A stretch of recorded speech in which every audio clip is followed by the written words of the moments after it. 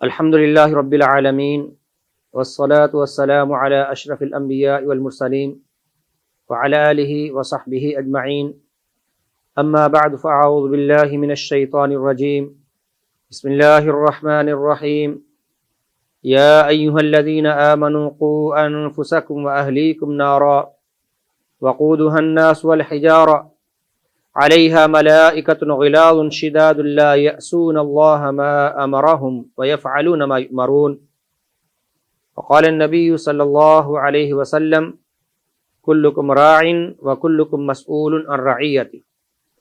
اللہ رب العزت نے انسان کو سلیم الفطرت پیدا کیا۔ دنیا میں پیدا ہونے والا ہر بچہ صاف اخلاق، کردار، صورت اور سیرت کی پاکیزگی کے ساتھ اس دنیا میں آنکھیں کھولتا ہے۔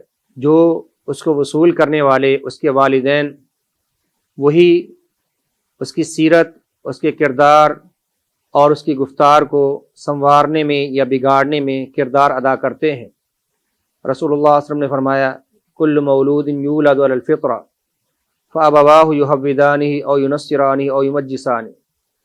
ہر بچہ فطرت اسلام پر، دین توحید پر، اخلاق اور کردار کی پاکیزگی کے ساتھ دنیا میں آتا ہے۔ اس کے والدین اس کو یہودی بنا دیں، اس کو عیسائی بنا دیں، اس کو آتش پرست، اس کو مجوسی بنا دیں، یہ ان پر ڈیپینڈ ہے۔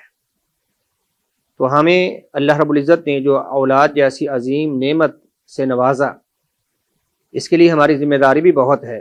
رب کائنات نے فرمایا یا ایھا الذین آمنوا قوا انفسکم واہلیکم نارا، اہل ایمان خود کو اور اپنے اہل و عیال، اپنے بال بچوں اور اپنے زیر کفالت افراد کو جہنم کی آگ سے بچاؤ۔ اب ہم کیسے اپنی اولاد کو بہتر ماحول، بہتر پرورش اور تربیت دے سکتے ہیں؟ ہر انسان کی خواہش ہے کہ اس کے بچے گفتار کے اعتبار سے، کردار کے اعتبار سے، اخلاق کے اعتبار سے بہتر ہوں۔ ہر انسان چاہتا ہے کہ اس کے بچے جھوٹ نہ بولیں، گالی نہ دیں، بد زبانی نہ کریں، بدتمیزی نہ کریں، اس کا کہا مانیں، ان کی سیرت اچھی ہو، ان کا کردار اچھا ہو، ان کی زبان اچھی ہو۔ لیکن یہ کیسے ممکن ہے؟ یاد رکھیے، بچہ جو بالکل سلیم الفطرت اس دنیا میں آیا تھا، اس کو ہم نے خود ماحول فراہم کرنا ہے۔ اور ماحول کیسے ملتا ہے؟ گھر کے بڑے افراد کی عادات و اطوار اور ان کی سیرت، ان کی گفتار، ان کے کردار اور ان کے اخلاق سے ہی بچے کو ماحول ملتا ہے۔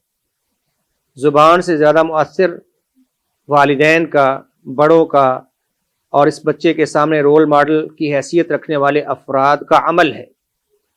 بچہ اپنے بڑوں کو، اپنے والدین کو، بڑے بہن بھائیوں کو جو عمل کرتے پاتا ہے اسی کی تقلید کرتا ہے۔ بچے ہم سے وہی سیکھتے ہیں، وہی بولتے ہیں، وہی کرتے ہیں جو ہمیں کرتا ہوا دیکھتے ہیں۔ شعور کی آنکھ کھولتے ہی بچے نوٹ کرتے ہیں کہ ہمارے والدین کیا کر رہے ہیں، ہمارے بڑے بہن بھائی کیا کر رہے ہیں۔ اس لیے آپ نے اکثر دیکھا کہ جو بڑے بھائی یا بہن کی عادت ہو، جو ان کا انداز ہو بولنے کا، جو ان کا سلیقہ ہو کام کا، چھوٹے وہی عادت اور وہی سلیقہ اور وہی طریقہ اختیار کرتے ہیں۔ بچوں کو ہم جب ماحول دیں گے اپنے عمل کے ساتھ بہتر تربیت اور بہتر پرورش کے لیے، وہی ان کی شخصیت میں مثبت اور بہتر تبدیلی پیدا کر سکے گا۔ ہر ایک کی خواہش ہے اس کے بچے جھوٹ نہ بولیں، ہر ایک کی خواہش ہے اس کے بچے کسی کی غیبت نہ کریں، کسی کی چغلی نہ کریں، کسی کے ساتھ بدتمیزی نہ کریں، اونچی آواز میں نہ بولیں اور ادب اور احترام کے ساتھ دوسرے کو مخاطب کریں۔ لیکن یہ خواہش کرنے سے پہلے دیکھا جائے کہ اس اپنے بچے کے لیے جذبات رکھنے والے کا اپنا عمل کیسا ہے۔ اگر گھر میں اس کا اپنا عمل بہتر ہے، اچھا ہے، تو بچے کو سمجھانے اور کچھ کہنے کی ضرورت ہی نہیں، وہ خود ہی سیکھ لے گا، خود ہی جان لے گا، خود ہی پہچان لے گا۔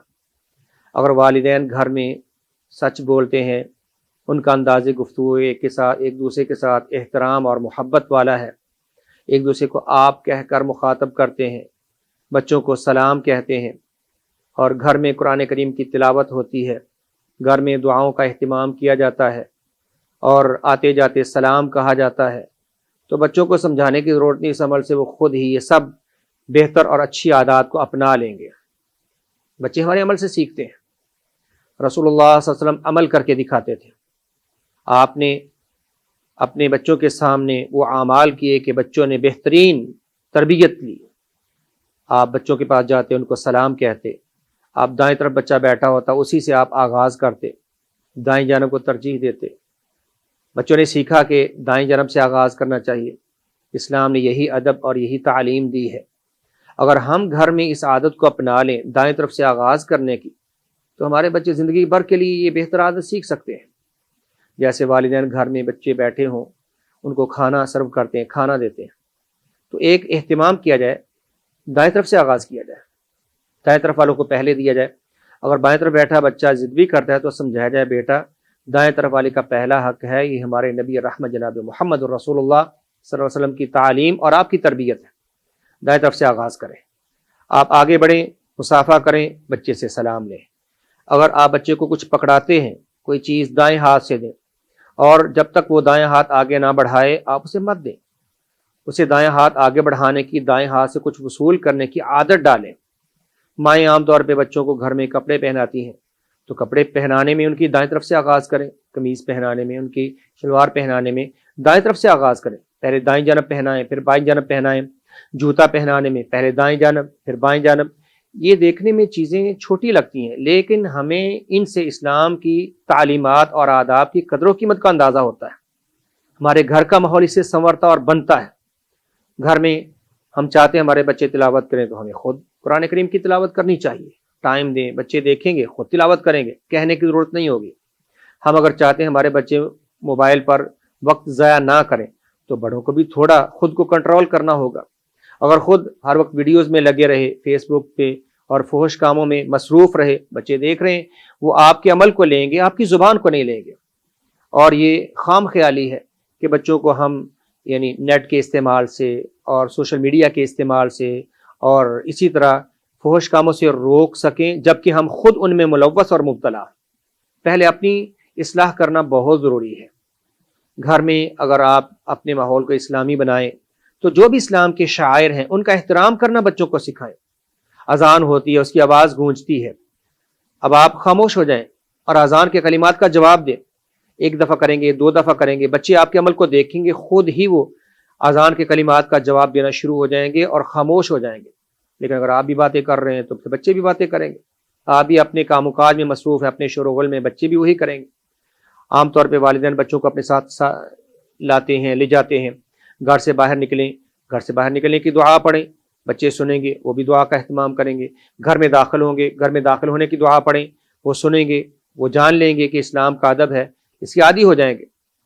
سیڑھیوں سے نیچے اترتے ہیں، اترتے ہوئے سبحان اللہ کہیں، اوپر آئیں اللہ اکبر کہہ کر اوپر چڑھیں۔ آپ دیکھیں گے اگر آپ کبھی نہیں کہیں گے تو آپ کے بچے آپ کو یاد دلوائیں گے۔ ہمارے ساتھ ایسا ہوا، ہم نے بچوں کو یوں سکھایا۔ ایک دفعہ میں نے نہیں پڑھا تو میرا بیٹا کہنے لگا، ابو جی اللہ اکبر، یہ نہیں آپ پڑھ رہے۔ جب پھر آپ غلطی کریں گے، جب آپ ایک عادت بچے کو سکھا چکے ہوں گے تو بچہ آپ کی اصلاح کرے گا۔ یہ وہ ماحول ہے، یہ وہ تربیت ہے جو اسلام چاہتا ہے، اسلام تقاضا کرتا ہے۔ میرے ایک دوست نے اپنی بیٹی کا ایمان افروز واقعہ سنایا۔ دیکھیے گھر کا ماحول بچوں کی تربیت پر کیسے اثر انداز ہوتا ہے۔ بچی کا 2 یا 3 کلاس کی بچی، اس کو کوئی پوزیشن ملی کلاس میں، سٹیج لگا ہے، وہاں پہ بچوں میں انعامات تقسیم کیے جا رہے ہیں۔ اس بچی کو بلایا گیا، لیکن ہر بچے کی تصویر بنا رہے تھے۔ ہمارے ہاں یہ معمولی سی بات ہے، تصویر بنانے کو اب کوئی اجنبی انوکھا سمجھا ہی نہیں جاتا۔ اسلام میں حرام ہے بلا وجہ کی تصویر، بچوں کی تصویریں بنا رہے ہیں۔ بچی نے اسٹیج پر آنے سے انکار کر دیا، چھوٹی بچی ہے۔ اسکول کا پرنسپل کہنے لگا، بیٹا کیا بات ہے، آپ آئیے اپنا انعام وصول کیجیے۔ کہنے لگی، انکل یہ یہاں پر تصویر بنائی جا رہی ہے اور جب تک تصویر بنے گی میں اسٹیج پر نہیں آؤں گی، تصویر نہیں بنائے پھر میں آنے کو تیار ہوں۔ پرنسپل بہت اس واقعہ سے متاثر ہوا، چھوٹی بچی کی اس بات سے۔ اس بچی کے والد سے ملا، کہنے لگا آپ نے بچے کو کیا تربیت دی، اتنی پیاری تربیت کہ سارے بچے آ رہے ہیں اور بچہ خود ہی خوشی سے بھاگ کے آتا ہے کہ میری تصویر بنے گی، لیکن بچی نے آنے سے انکار کر دیا۔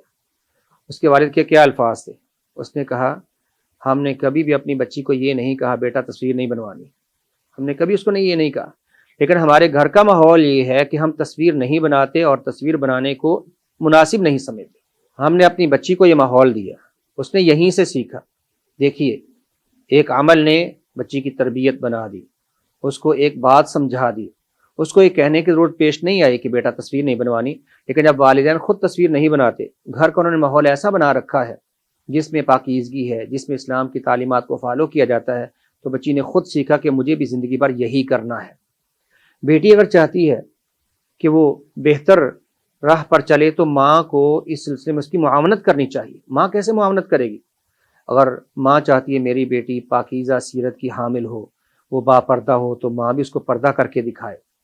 اگر ماں چاہتی ہے کہ میری بیٹی اجنبی کے ساتھ یوں فری ماحول میں بات نہ کرے، تو گھر میں آئے مہمانوں کے ساتھ ماں بھی پھر محتاط رویہ رکھے۔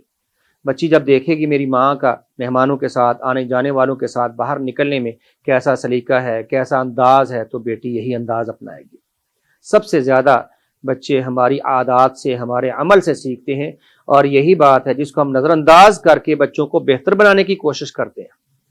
آج کل لوگوں کی مصیبت کیا ہے؟ لوگ اپنا بچہ کسی انسٹیٹیوٹ کے، کسی سکول کے، یا جو ایک دینی ماحول رکھنے والے کسی مدرسے کے حوالے کر دیتے ہیں اور سمجھتے ہیں کہ یہی اس کو سچا اور پکا مسلمان بنا کے اور با کردار، با اخلاق، با سیرت مسلمان بنا کر ہماری جھولی میں ڈال دے۔ یہ خام خیالی ہے۔ گھر کا ماحول اگر نہیں بہتر، بچپن میں بچوں کو وہ نہیں سکھایا اپنے عمل کے ساتھ جو ان کے سیکھنے کی عمر تھی، اب وہ بعد کی تعلیمات اور باتیں ان کے رویوں پر اثر انداز ہونے والی نہیں۔ بہت مشکل ہے گھر کے ماحول میں اگر والدین اپنے عمل سے اپنے بچے کو نہیں بنانا چاہتے تو دنیا کی کوئی طاقت بچے کو بہتر نہیں کر سکتی۔ یہی ہمارا عمل ہے جو ہمارے بچے کو صالح بھی بناتا ہے اور ہمارے بچے کو دوسری راہ پر بھی چلاتا ہے۔ رسول اللہ صلی اللہ علیہ وسلم نے فرمایا کلکم راع وکلکم مسئول عن رعیتہ، تم میں سے ہر کوئی ذمہ دار ہے، اپنی رعایا کے بارے میں پوچھا جائے گا۔ اور آپ نے ایک ایک بات کی وضاحت کی، فالرجل راع فی اہل بیتہ وہو مسئول عنہم، مرد اپنے گھر کی رعایا پر حکمران ہے، اسے ان کے بارے میں سوال ہوگا، عورت اپنے بچوں کی نگران ہے، اسے ان کے بارے میں سوال ہوگا۔ آئیے اپنے بچوں کے سامنے خود کو با اخلاق، با کردار، زبان کے پاکیزہ، عمل کے ستھرے ثابت کیجئے۔ ان کے سامنے نہیں، اللہ کی رضا کے لیے خود کو ایک سچا اور بہتر مسلمان اور با اخلاق اور با کردار انسان بنا لیجئے۔ بچوں کی خود ہی دنیا اور آخرت بھی سنور جائے گی۔ وآخر دعوانا الحمدللہ رب العالمین۔